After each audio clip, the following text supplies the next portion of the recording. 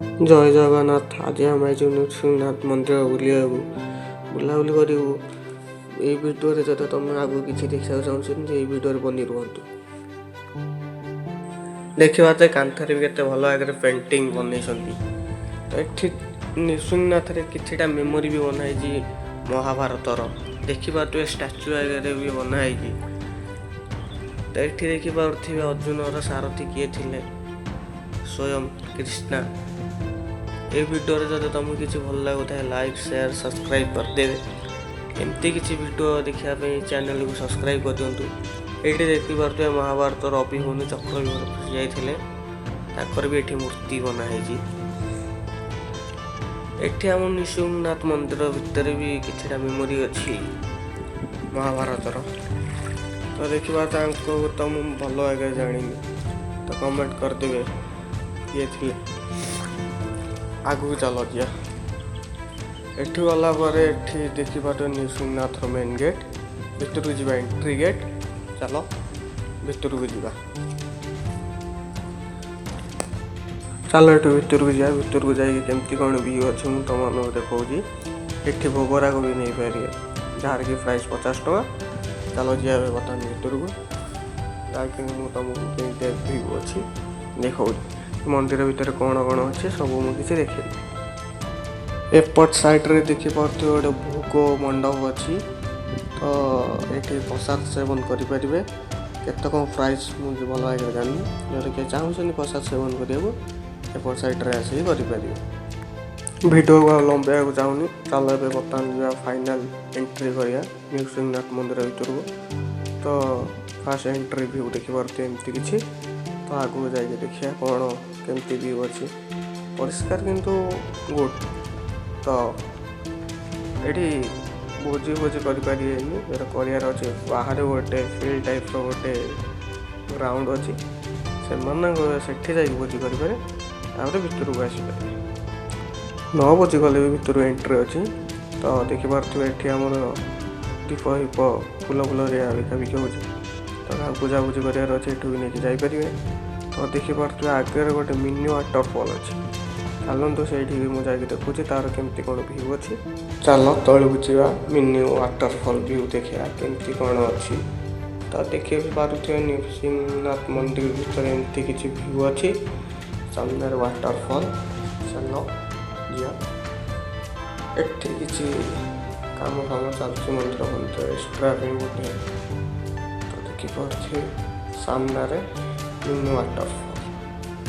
ତ ଉପରେ ବି ଗୋଟେ ମନ୍ଦିର ଅଛି। ଦେଖିପାରୁଥିବେ କେଉଁ ପଟେ ଏପଟ ସେପଟ ସାଇଡ଼୍ କ୍ରସ୍ କରିକି ଯିବାକୁ ପଡ଼ିବ। ଏଠି ଛୋଟ ଛୋଟ ପିଲାମାନେ ଗାଧଉଛନ୍ତି ଝରଣାରେ। ଦେଖିପାରୁଥିବେ କେଉଁ ଭଳିଆ ଆର୍ଟିଷ୍ଟ ପଥରକୁ ପିଟି ଠାକୁର ବନେଇଛନ୍ତି ମୂର୍ତ୍ତି। ତ ଏଠି କିଛିଟା ଅଛି। ଏଠି ଲେଖା ହେଇଛି ଝରଣାରେ ଯଦି ଗାଧଉଛନ୍ତି ସାବଧାନ, ନିଜ ପର୍ସ ଫୋନ୍ ନିଜ ରିକ୍ସରେ ରଖିକି ଗାଧାନ୍ତୁ।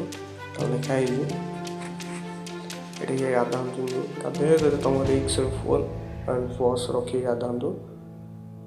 ତ ଦେଖିପାରୁଥିବେ ଏମିତି କିଛି ଭିୟୁ ଅଛି। ଉପରକୁ ଚାଲ ଯିବା। ଉପରକୁ ଯାଇକି ମୁଁ ତୁମକୁ ଭିୟୁ ଦେଖାଉଛି ମିନି ୱାଟରଫଲ୍ର। ଚାଲ ଯିବା। ତ ସିଡ଼ିରେ ଚଢ଼ିବାକୁ ପଡ଼ିବ ଫାଷ୍ଟ। ତ ଦେଖିପାରୁଥିବେ ଯେଉଁ ମନ୍ଦିର ଏବେ ବନା ହେଉଛି ତା ଉପରେ ଆମେ ଯାଉଛୁ। ଏବେ ଦେଖିପାରୁଥିବେ ଉପରକୁ ଆସି ସାରିଲା ପରେ କିଛି ଏମିତି ଭିୟୁ ଅଛି, ମୁଁ ତୁମକୁ ଦେଖାଉଛି। ଦେଖିପାରୁଥିବେ ଏମିତି କିଛି ଭିୟୁ ଅଛି।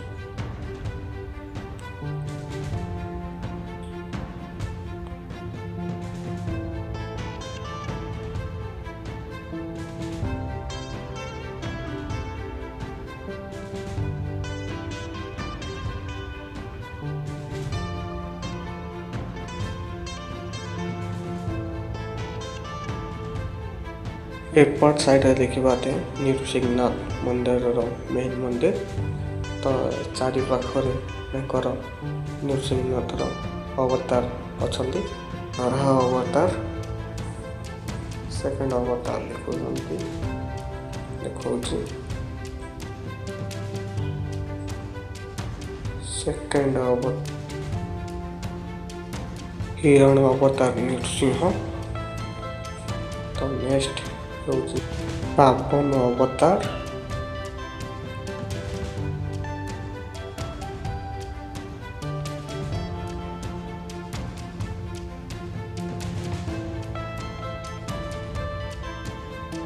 फाइनाल देखिए मंदिर बाहर भी एमती किसी अच्छी